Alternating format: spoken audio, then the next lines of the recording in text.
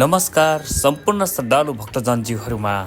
आज मिति 2082 साल फागुन 3 गते आइतबारका दिन हिन्दूहरूको महान पर्व महाशिवरात्रिको यस पावन अवसरमा यस 52 कोटी सामुदायिक वन अन्तर्गत रहेको 52 कोटी सिद्धधाम मन्दिरमा रहेको शिवालय मन्दिरमा आज जलार्पण गर्ने कार्यक्रम, शिवलिङ्गमा जलार्पण गर्ने कार्यक्रम रहेको छ।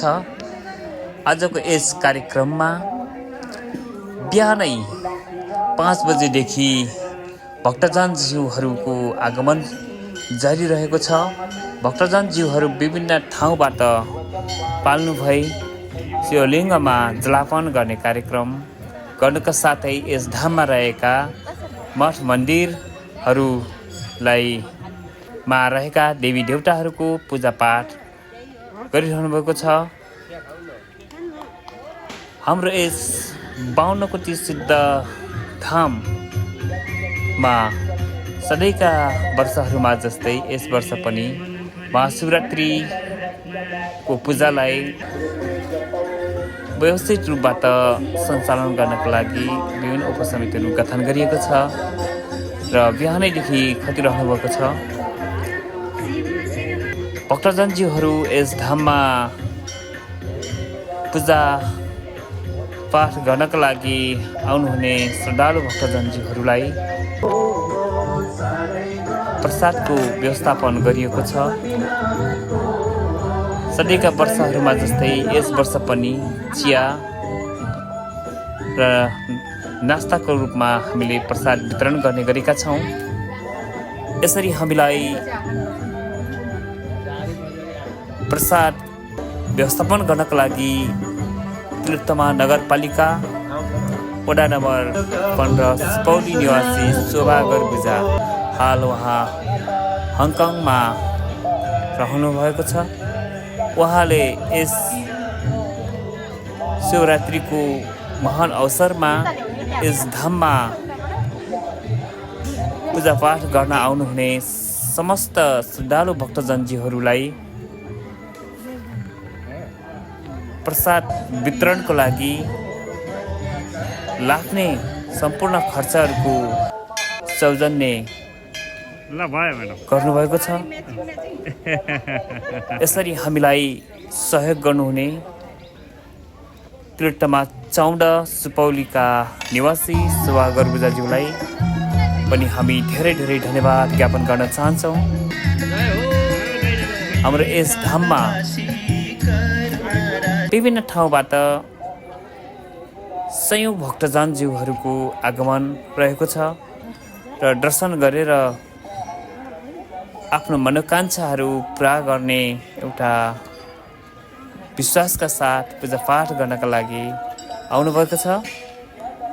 हाम्रो यस धामको अहिलेको अध्यक्ष ताराप्रसाद छन्तेल हुनुहुन्छ। उपाध्यक्षमा वरिष्ठ उपाध्यक्षमा विष्णु प्रसाद पराजुली, उपाध्यक्षमा सुमित्रा घिमिरे, सहसचिवमा चन्द्रकान्त भण्डारी हुनुहुन्छ। त्यस्तै सदस्यहरूमा बुद्ध थापा, ज्ञानबहादुर छेत्री, धनबहादुर थापा, प्रभा गेवाली,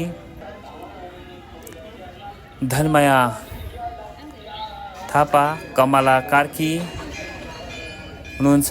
यस धामका संरक्षकमा गणपति चन्द्रमणि पौडेल हुनुहुन्छ भने सल्लाहकारज्यूहरू साथै यस धामका संस्थापक अध्यक्ष एवं हालका प्रमुख सल्लाहकार मेघराज पुन हुनुहुन्छ। सल्लाहकारज्यूहरूमा यस धामका सल्लाहकारहरूमा विक्रम पाण्डे, बहादुर थापा, हर्षबहादुर रम्तेल, श्यामलाल खरेल, कमला पाण्डे, भमबहादुर बुढा, दीपक पौडेल, लक्ष्मण सुवेदी हुनुहुन्छ भने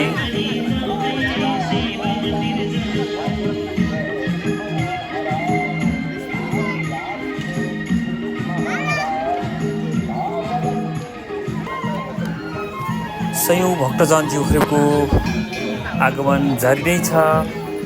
भक्तजनज्यूहरू आउने क्रम जारी नै छ।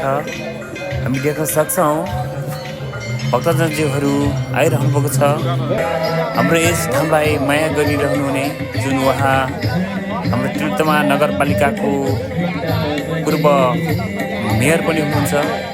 पूर्व मेयरको पालामा यस ठाउँको विकासको लागि निकै नै सहयोग गर्नुभएको थियो। साथै अहिले पनि हाम्रो तिलोत्तमा नगरपालिकाले यस ठाउँको विकासको लागि सहयोग गरिरहेको छ।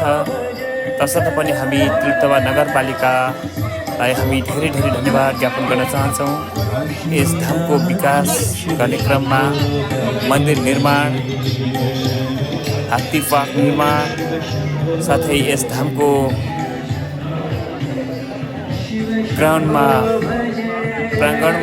इन्टरलक लगाउने कार्यक्रममा, साथै शौचालय निर्माणमा पनि यस ठाउँले तिलोत्तमा नगरपालिकाले सहयोग गरिरहेको छ। साथै हामीलाई ट्रस्ट निर्माण कार्यमा पनि तिलोत्तमा नगरपालिकाबाट सहयोग भइरहेको छ। तसर्थ पनि हामी तिलोत्तमा नगरपालिकालाई धेरै धेरै धन्यवाद ज्ञापन गर्न चाहन्छौँ। साथै हामी देख्न सक्छौँ जनोत्थान साकसका सिओ रणबहादुर थापा पनि उपस्थित हुनुहुन्छ आज यस ठाउँमा। र जनोत्थान साकसले पनि हामीलाई सहयोग गरिरहेको छ। यहाँ हामी देख्न सक्छौँ भक्तजनज्यूहरू अत्यन्त अनुशासित रूपमा लाइनमा बसेर पूजा गर्ने कार्यक्रममा सहभागिता जनाउनु भइरहेको छ। बिहानैदेखि नै हाम्रो यस धामको विकासको लागि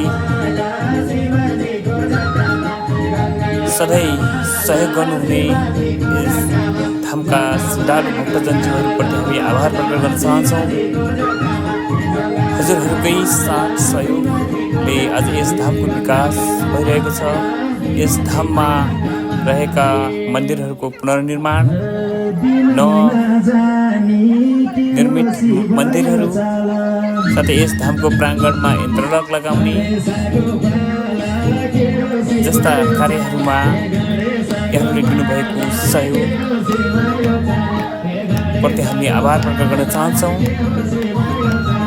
श्रद्धालु भक्तजनज्यूहरू भजन कीर्तनमा पनि उत्तिकै उत्साहका साथ नाचगान गरिरहनु भएको छ। यहाँहरूको यस्तै सहयोग साथले हामीलाई सधैँ कार्य गर्नमा हामीलाई उच्च मनोबल प्रदान गरिरहेको छ, हामीलाई हौसाइरहेको छ। तसर्थ पनि हामी यहाँहरूको यस्तै सहयोग साथ हामी सधैँभरि यहाँहरूको साथ पाइरहनेछ भन्ने हामीले आशा लिएका छौँ।